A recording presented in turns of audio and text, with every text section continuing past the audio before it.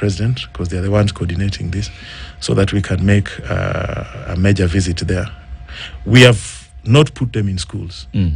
I deliberately asked the communities to be accommodated within communities, so we don't have a camp. We've asked the families to take in those who are affected, neighboring families, people from their churches, and that is what we are doing. I hear you mention a lot of, you're a National Assembly member. What's the county government doing? Yes, I did reach out to our Governor Gladys Wanga, and she sent a team. I was with her team down there. She sent actually 3 ministers. And we walked up the hill together. We sat down with the Red Cross people. We profiled people. This is the second time we're having a little bit of this problem.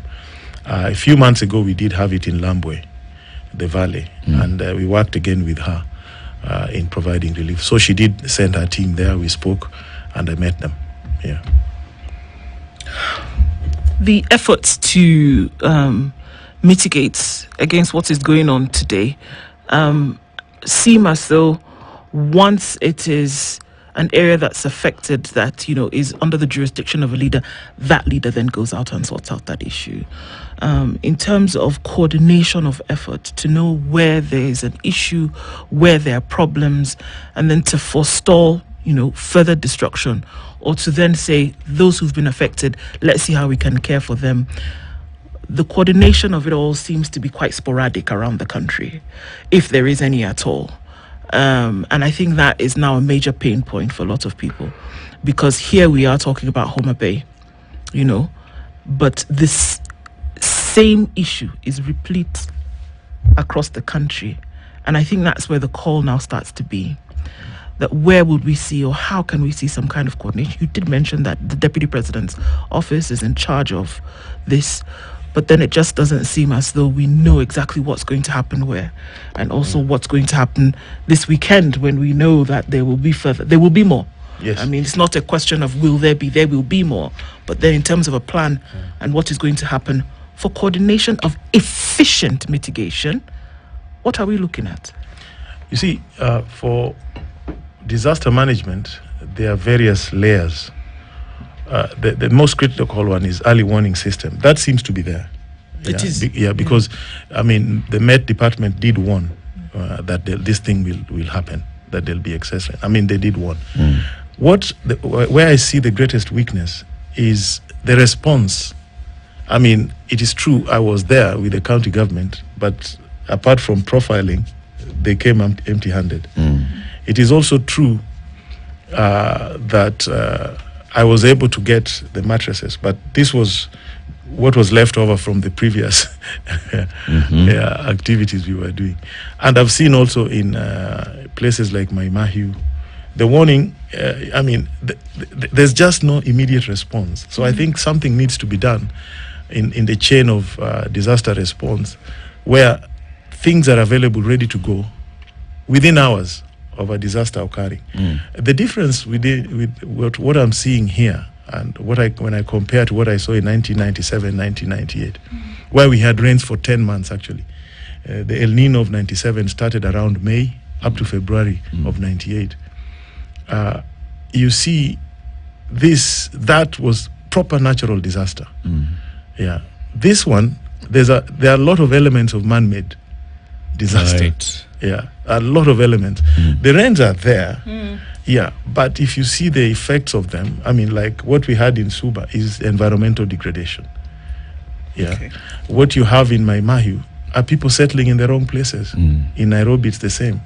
When I was driving here, if you see the Nairobi National Park, it has rained there as much as it has rained in Kitengela. Yeah. But there are no floods in the park because the natural environment has remained. In Kitengela and the areas all around that park, up to Kapiti Plains, where due to construction, they've blocked the natural pathways of water. They are floods. Yeah. So those are man-made. Yeah. And to your point, I think the response is, in terms of delivering the relief required, is weak. That needs to be fixed, both at the national level and at county government levels. Yeah. There have been months of preparation for this, Caroli. The first time that Kenya Met said, all right, in fact, Kenyamet and other experts. We hosted a university professor who trains people who go to work at Kenyamet. And that was at the height of the hunger. And he said, you see what we are seeing now, the drought. Expect heavy rainfall to follow October 2023. And the heavy rainfall will come, obviously, because now there's nothing on the vegetation. The soil will be washed away. Expect flooding. This is the natural cycle of things. When you see this, expect the next thing will be this. Of course, this information was taken to all arms of government. There have been months of preparation for this. So we are where we are. Preparation could be say they could argue they did, but we're where we are.